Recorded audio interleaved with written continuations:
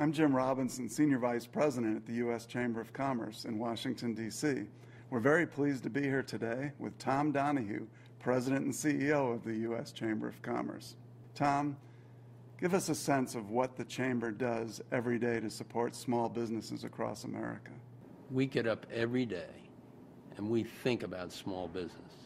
We think about small business because they're the core of the economic system. 26 million companies that get up every day and make this country work.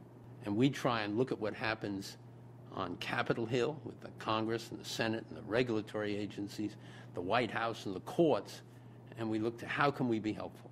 What do we do to help make available to American small companies the capital they need to be effective and successful?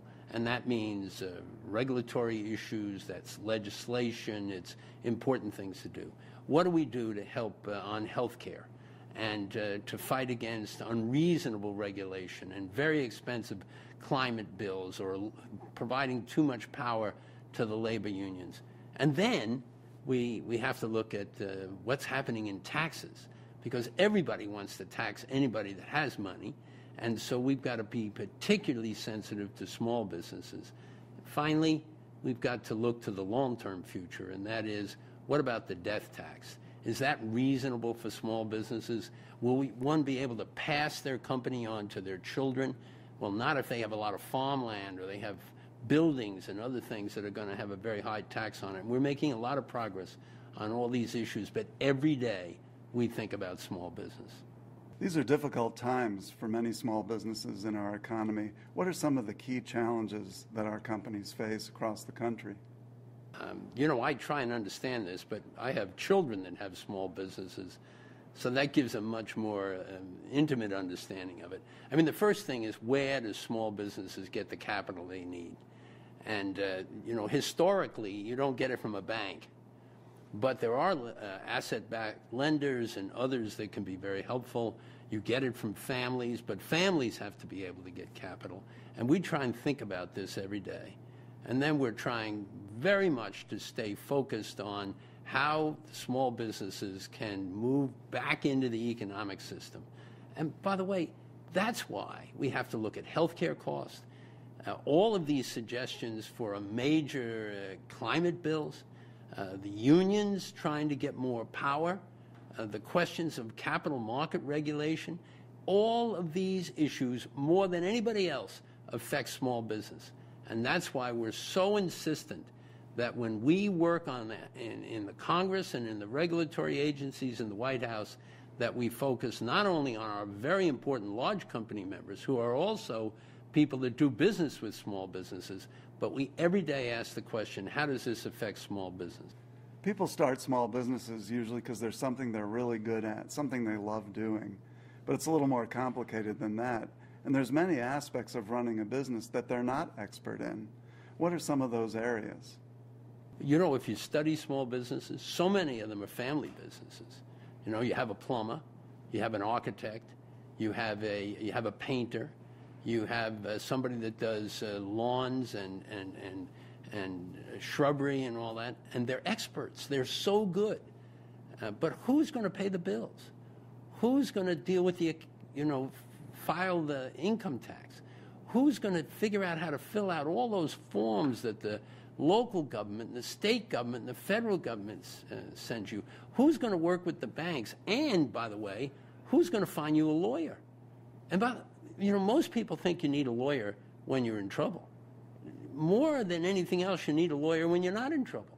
If you're a small business and you want to have a little bigger contract than you've ever had before, you probably want to have a lawyer look at it. If you're going to buy some new equipment, you probably ought to talk to a lawyer that understands the tax law so that you can do it in a way that you'll get some of this tax credit. If you're going to have insurance and you want to have insurance on yourself and on people that work for you, it's probably a good idea to be able to talk for a little while to a lawyer that understands insurance. We're all inclined, by the way, to call our brother-in-law, and I'm inclined to call my son. He's a really good lawyer. But we need somebody that we can call, that we can ask, in short order, without somebody who's going to run the clock all day, somebody we can call and say, I'm going to get this insurance policy. Now, could you look at it and make sure I'm not spending too much and that I'm getting the right insurance and I'm going to cover the right people? That's what this is all about. Tom, many small businesses don't have lawyers and don't seem to go out and get lawyers. What are some of the avenues they can go down to find the legal services that they really need? You know, one thing's probably not the way to go is to call your brother-in-law. He's probably a criminal lawyer and you're looking for an insurance lawyer. You can get some family advice. But what you need to think about is, and there are a lot of organizations around that are really helpful in many ways, whether it's accounting or insurance, but when you get to prepaid legal, you've got people that set out ahead of time to understand what are the services you're going to need, to figure out how to provide them in a cost-effective way, and to provide the services companies need. Because you're too busy painting the house.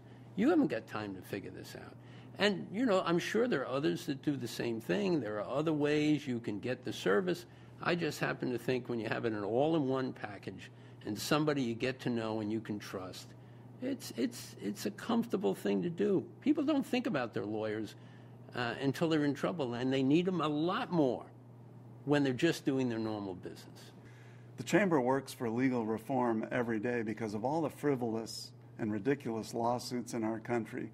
What should small businesses do when they're faced with these kinds of lawsuits? Oh, look, fundamentally, we have the best legal system in the world.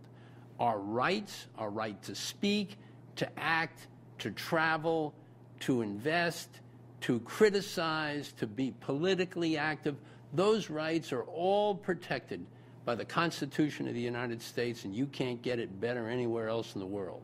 Now, in recent years, we have some very, entrepreneurial lawyers that are out trying to find ways to sue companies and suck the vitality out of those companies and put the money in their own pockets. Oh, they have great reasons why they're doing it, to defend people's needs and protect their rights. But very often, this is nothing more than prospecting for legal fees that are over and above what anybody should expect to pay. And my bottom line is you need, as soon as you see a lawsuit like that, you need professional advice, and you need it right now.